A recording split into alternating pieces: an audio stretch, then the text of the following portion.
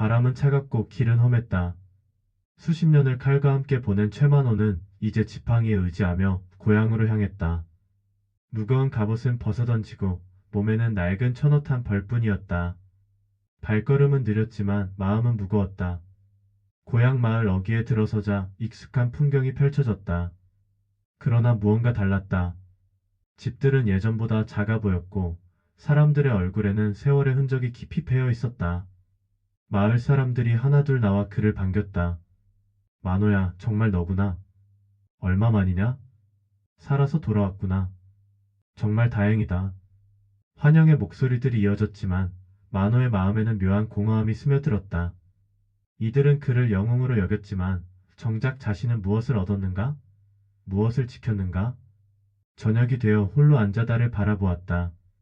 차가운 달빛이 그의 주름진 얼굴을 비췄다. 손은 거칠어졌고 몸은 구부정해졌다. 젊은 시절 뜨거웠던 가슴은 이제 텅 빈 듯했다. 내가 싸운 게 과연 무슨 소용이었는가? 중얼거리는 목소리가 밤 공기에 스며들었다. 수많은 적을 쓰러뜨렸고 나라를 지켰다고 했지만 정작 자신의 가족은 어떻게 됐을까? 아들과 딸은 아버지 없이 어떻게 자랐을까? 아내는 혼자서 얼마나 힘들었을까? 달은 변함없이 밝았지만 그 아래 앉은 노인의 마음은 어둠으로 가득했다. 영광스러운 과거는 이제 무거운 짐처럼 느껴졌다. 칼 대신 지팡이를, 투구 대신 백발을 얻은 노무사의 귀향은 이렇게 쓸쓸했다. 그러나 바람은 여전히 불고 있었고 내일은 또 다른 하루가 기다리고 있었다. 만호는 천천히 일어나 집 안으로 들어갔다. 비록 공허하지만 이제는 가족과 함께할 시간이었다. 긴 싸움은 끝났고 이제 진짜 삶이 시작되는 것일지도 모른다는 희미한 기대와 함께 며칠 후 소식을 듣고 달려온 아들 최강과 딸 최란이 집에 도착했다. 오랜만에 온 가족이 한자리에 모였다. 웃음소리가 집안을 가득 채웠지만 그 웃음 속에는 미묘한 어색함이 섞여 있었다. 최강은 이제 30을 넘긴 어엿한 청년이 되어 있었다. 그러나 아버지를 대하는 그의 눈빛에는 복잡한 감정이 어려 있었다. 존경과 원망, 그리움과 서운함이 뒤섞인 시선이었다. 아버지, 이제 정말 집에만 계실 거죠? 최강의 물음에 만호는 고개를 끄덕였다. 그러나 아들의 얼굴에서는 안도보다 걱정이 먼저 읽혔다. 저는 벼슬길에 나가려고 합니다. 이제 가정을 꾸려야 할 나이니까요. 만호는 아들의 말을 조용히 들었다. 벼슬길이라. 아버지처럼 칼을 들고 싸우는 대신 붓을 들고 권력을 줍겠다는 뜻이었다. 그것이 더 안전하고 현명한 길일 것이다. 한편 최라는 25의 나이에도 혼인하지 않은 채였다. 어머니 윤씨는 그런 딸이 걱정되어 혼인 이야기를 꺼냈다. 라나, 이제 정말 혼인을 생각해야 하지 않겠니? 좋은 집안의 제안도 있고. 그러나 최란의 반응은 격렬했다. 어머니, 저는 혼인보다 학문을 더 하고 싶어요. 글을 쓰고 싶고 생각을 펼치고 싶어요. 그런 말하는 게 아니다. 여자가 어떻게? 딸로 태어난 게 무슨 잘못입니까? 최란의 목소리가 떨렸고 이내 눈물이 흘러내렸다. 그녀의 울음소리가 집안을 무겁게 짓눌렀다. 만호는 말없이 아이들의 등을 바라보았다. 칼로 적을 무찌르는 것보다 가족의 마음을 어루만지는 것이 더 어려웠다. 아들은 아버지의 길을 두려워했고 딸은 세상의 편견과 싸우려 했다. 가족을 지킨다는 것이 무엇인지 만호는 다시 한번 깊이 고민하게 되었다. 그날 밤 달빛 아래서 만호는 생각했다. 전장에서는 적과 아군이 분명했지만 가정에서는 모든 것이 복잡했다. 사랑한다는 마음만으로는 부족했다. 이해와 인내 그리고 때로는 포기까지도 필요했다. 며칠 후 반가운 소식이 들려왔다. 옛 전우 박승렬이 만호를 찾아온 것이었다. 두 사람은 오랜만에 재회하며 진한 포옹을 나누었다. 승렬아, 정말 오랜만이구나. 만호야, 살아서 다시 보니 꿈 같다. 두 노인은 마당에 앉아 술잔을 기울였다. 젊은 시절 함께 싸웠던 전장의 기억들이 하나씩 되살아났다. 피투성이가 되어 싸웠던 날들, 생사를 함께했던 동료들, 그 모든 것이 이제는 아련한 추억이 되어 있었다. 기억나냐? 그때 내가 화살에 맞았을 때 말이야. 그럼 내가 업고 뛰어가던 것도 기억난다. 웃음이 터져 나왔지만 이내 침묵이 흘렀다. 술잔을 바라보던 박승열이 먼저 입을 열었다. 만호야, 우리가 그렇게 싸워서 무엇을 얻었을까? 만호는 대답하지 못했다. 박승열이 계속 말을 이었다. 칼로는 나라를 지켰지만 우린 정작 우리 집을 못 지켰지 않소? 무거운 진실이었다. 나라를 위해 싸우는 동안 그들의 가족은 홀로 남겨져 있었다. 아이들은 아버지의 빈자리를 그리워하며 자랐고 아내들은 남편의 무사 귀환만을 기다리며 살았다. 만호가 천천히 입을 열었다. 그래도 이제라도 지키면 되지 않겠는가? 그런가? 정말 그럴까? 박승열의 목소리에는 회의가 섞여 있었다. 이미 너무 많은 시간이 흘렀고 놓친 것들은 되돌릴 수 없었다. 늦었지만 포기하기에는 아직 살 날이 남지 않았는가? 만호의 말에 박승열은 고개를 끄덕였다. 두 늙은 전우의 대화는 밤이 깊어갈 때까지 이어졌다. 인생의 회한과 희망이 술잔 속에 섞여 흘렀다. 달은 여전히 밝았고 두 노인은 그 달빛 아래 앉아 남은 인생에 대해 이야기했다. 비록 늦었지만 아직 끝나지 않은 삶이 있었다. 가족과 함께 보낼 시간이 남아 있었다. 어느 날 최강에게 뜻밖의 기회가 찾아왔다. 고위 관료의 추천으로 중앙관직에 나갈 수 있다는 제안이었다. 가족을 부양할 좋은 기회였지만 그 대가가 만만치 않았다. 고향 마을 땅을 몰수하는 정책에 동조해야 한다는 조건이 있습니다. 최강은 고민에 빠졌다. 출세의 길과 고향 사람들의 안위 사이에서 선택해야 했다. 밤새 고민하던 그는 결국 아버지를 찾았다. 아버지, 저는 어떻게 해야 할까요? 만호는 아들의 괴로워하는 표정을 지켜보았다. 젊은 시절의 자신도 이런 선택의 순간들이 있었다. 쉽게 답할 수 있는 문제가 아니었다. 내 마음은 어디에 있느냐? 그게 확실하지 않습니다. 가족을 부양하고 싶지만 고향 사람들을 배신하는 것 같아서. 최강의 목소리가 떨렸다. 그는 계속 말을 이었다. 아버지처럼 칼로 당당하게 사는 것도 아니고 그렇다고 벼슬길에서 성공하는 것도 확신이 서지 않고 저는 왜 이토록 약한가요? 만호는 아들의 어깨에 손을 얹었다. 그 손은 거칠었지만 따뜻했다. 약하니 괜찮다. 사람은 약하니 서로 기대며 사는 거다. 하지만 강한 사람은 혼자 살 수 있다고 착각한다. 그러나 약한 사람은 함께 살아야 한다는 것을 안다. 그것이 더 지혜로운 일이다. 아버지의 위로에 최강의 마음이 조금 가벼워졌다. 약함을 인정하는 것이 부끄러운 일이 아니라는 것을 깨달았다. 그럼 아버지라면 어떻게 하시겠어요? 나라면 내가 편히 잠들 수 있는 쪽을 택하겠다. 돈과 권력보다 마음의 평안이 더 소중하다. 최강은 고개를 끄덕였다. 아버지의 말이 옳았다.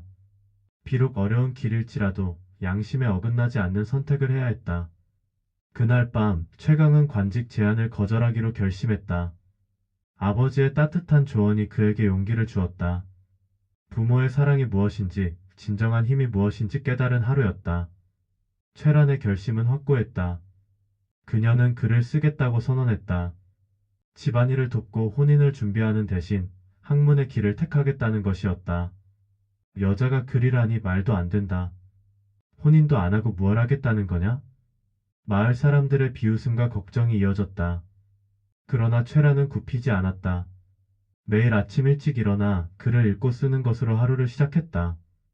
어머니 윤 씨는 딸의 모습을 지켜보며 복잡한 마음이었다. 세상의 시선이 따갑다는 것을 알았지만 한편으로는 딸의 의지가 대견하기도 했다. 어느 날 저녁 윤 씨는 딸의 방으로 찾아갔다. 최라는 촛불을 켜고 글을 쓰고 있었다. 라나 힘들지 않니? 괜찮아요, 어머니. 윤 씨는 딸의 곁에 앉았다. 촛불이 두 사람의 얼굴을 따뜻하게 비췄다. 사실 어머니도 젊었을 때 글을 배우고 싶었단다. 최란이 고개를 들었다. 어머니의 예상치 못한 고백이었다. 그때는 여자가 글을 배운다는 게 꿈 같은 일이었지. 그래서 포기했다. 혼인하고 아이를 낳는 것이 여자의 도리라고 생각했고, 윤 씨의 목소리에 아련함이 섞여 있었다. 그런데 내가 이렇게 하니까 어머니의 어릴 적 꿈이 되살아나는 것 같아. 최란의 눈이 촉촉해졌다. 너는 내 어릴 적 못한 꿈이다. 끝까지 가거라. 윤 씨가 딸의 손을 꼭 잡았다. 그 손길에서 따뜻한 격려와 지지가 느껴졌다. 어머니, 힘들겠지만 포기하지 마라. 다음 세대 여자아이들이 너를 보고 용기를 얻을 거다. 그날 밤 최라는 어머니의 응원에 힘입어 더욱 열심히 글을 썼다. 세대를 넘어 이어지는 여성의 꿈과 희망이 촛불처럼 밝게 타올랐다. 밖에서는 바람이 불었지만 모녀의 마음은 따뜻했다. 길고 어려운 싸움이 될 것이지만 이제 혼자가 아니었다. 어머니의 지지와 격려가 있었다. 평온했던 마을에 위기가 찾아왔다. 탐관오리들이 과중한 세금을 거두어가고 바다 건너에서는 왜구들이 침입할 조짐을 보였다. 마을 사람들은 불안에 떨었다. 이러다가 마을이 망하겠다. 누가 우리를 지켜줄 수 있겠는가? 절망적인 상황에서 사람들의 시선이 만호에게 향했다. 비록 나이는 들었지만 여전히 마을의 희망이었다. 만호 어르신 도와주십시오. 우리가 믿을 곳은 어르신뿐입니다. 간절한 부탁들이 이어졌다. 만호는 마음이 무거웠다. 이미 나이가 들어 예전 같은 힘은 없었다. 그러나 사람들의 간절한 눈빛을 외면할 수는 없었다. 그날 밤 만호는 오랫동안 간직해왔던 칼을 꺼냈다. 세월이 흘러녹이 쓸고 무뎌진 칼이었다. 손에 잡는 순간 떨림이 느껴졌다. 이 손은 더 이상 빠르지 못하다. 예전 같은 날카로움은 없었다. 반사신경도 둔해졌고 힘도 약해졌다. 그러나 포기할 수는 없었다. 그러나 아직은 무겁게 칠 수 있다. 비록 빠르지는 못해도 아직은 한 번의 결정적인 일격을 날릴 수 있었다. 경험과 지혜로 부족한 체력을 보완해야 했다. 다음날 만호는 마을 사람들을 모았다. 젊은이들부터 노인들까지 모든 이가 모였다.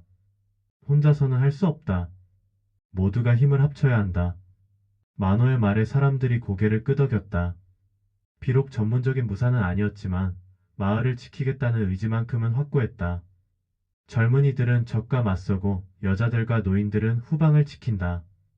아이들은 안전한 곳으로 피한다. 체계적인 계획이 세워졌다.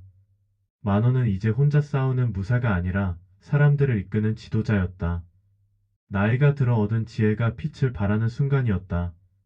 밤이 깊어갔지만 마을 사람들의 마음에는 희망의 불빛이 타올랐다. 함께라면 어떤 위기도 이겨낼 수 있을 것 같았다. 드디어 왜구들이 마을로 침입해왔다. 칼날이 번쩍이고 함성 소리가 울려 퍼졌다. 만호는 마을 사람들과 함께 맞서 싸웠다. 예전처럼 홀로 적진에 뛰어드는 대신 그는 사람들을 지휘했다. 경험에서 우러나온 전술과 지혜로 적들을 물리쳐 나갔다. 좌측으로 우회하라. 화살을 아껴 쏴라. 만호의 명령이 떨어질 때마다 마을 사람들이 움직였다. 비록 서투르고 느렸지만 단결된 힘은 강했다. 싸움이 치열해질 때 만호는 직접 칼을 들었다. 몸은 예전 같지 않았지만 오랜 경험이 모자란 체력을 메워주었다. 적의 움직임을 미리 읽고 최소한의 동작으로 최대한의 효과를 거두었다. 마침내 왜구들이 물러갔다. 마을 사람들은 환호했지만 만호의 마음은 무거웠다. 싸움 중에 동네 청년 하나가 심하게 다쳤던 것이다. 만호는 쓰러진 청년의 곁에 무릎을 꿇고 앉았다. 젊은 나이에 마을을 지키다 다친 청년의 모습이 예전의 자신과 겹쳐 보였다. 괜찮다, 괜찮을 거다. 만호는 청년의 손을 꼭 잡았다. 그러나 눈물이 흘러내렸다. 전쟁은 언제나 젊은이들의 희생을 요구했다. 어르신, 저희가 마을을 지켰습니다. 청년이 희미한 미소를 지었다. 그 미소에 만호의 가슴이 뭉클해졌다. 이제는 너희가 이어가거라. 나는 여기까지다. 만호의 목소리가 떨렸다. 이제 정말 늙었다는 것을 실감했다. 칼을 든 시간보다 지팡이를 짚고 살아갈 시간이 더 많이 남아 있었다. 그날 밤 마을 사람들은 승리를 축하했다. 그러나 만호는 조용히 혼자 앉아 생각에 잠겼다. 인생의 바통을 다음 세대에 넘길 때가 왔다는 것을 깨달았다. 달빛이 그의 백발을 비췄다. 이제 진짜 휴식의 시간이었다. 가족과 함께 보낼 평범하고 소중한 일상이 기다리고 있었다. 모든 갈등과 위기가 지나간 후 최 씨 가문에는 평화가 찾아왔다. 저녁 무렵 온 가족이 마당에 모여 함께 밥을 먹었다. 오랜만에 보는 화목한 모습이었다. 최강은 관직 제안을 거절한 후 고향에 정착했다. 비록 출세의 길은 포기했지만 마을 사람들을 도우며 보람을 찾았다. 아버지의 뜻을 이어받아 사람을 지키는 일을 택한 것이었다. 아버지, 저는 이 길이 맞는 것 같습니다. 최강의 얼굴에는 평온함이 깃들어 있었다. 권력과 부보다 소중한 것이 무엇인지 깨달은 표정이었다. 최라는 꾸준히 글을 쓰며 학문의 길을 이어갔다. 마을의 젊은 여성들이 그녀에게 글을 배우러 오기 시작했다. 작은 변화였지만 희망적인 신호였다. 딸아, 고맙다. 윤 씨 부인은 딸을 바라보며 미소 지었다. 자신이 이루지 못한 꿈을 딸이 대신 이루어가는 것을 보며 뿌듯했다. 이제는 집이 집 같구나. 윤 씨의 말에 모든 가족이 고개를 끄덕였다. 오랫동안 흩어져 있던 가족이 다시 하나가 된 느낌이었다. 해가 저물고 밤이 되자 만호와 팍승렬이 마당에 앉아 술을 마셔다. 달은 예전과 같이 밝았고 두 노인은 그 달빛 아래 앉아 이야기를 나누었다. 승렬아, 우리 인생 어땠을까? 팍승렬이 술잔을 바라보며 물었다. 길고 긴 인생의 끝자락에서 모든 것을 돌아보는 시간이었다. 허망했을까? 허망했어도 좋았다. 만호가 대답했다. 그의 목소리에는 평온함이 깃들어 있었다. 이렇게 살아남아다를 보지 않았는가? 두 노인은 함께 하늘을 올려다봤다. 밝은 달이 그들을 내려다보고 있었다. 젊은 시절에 치열했던 시간들, 가족과 함께한 소중한 순간들, 모든 것이 이 달빛 아래 있었다. 잔잔한 음악이 흘러나오는 듯했다. 바람이 살랑거리고 나뭇잎이 바스락거렸다.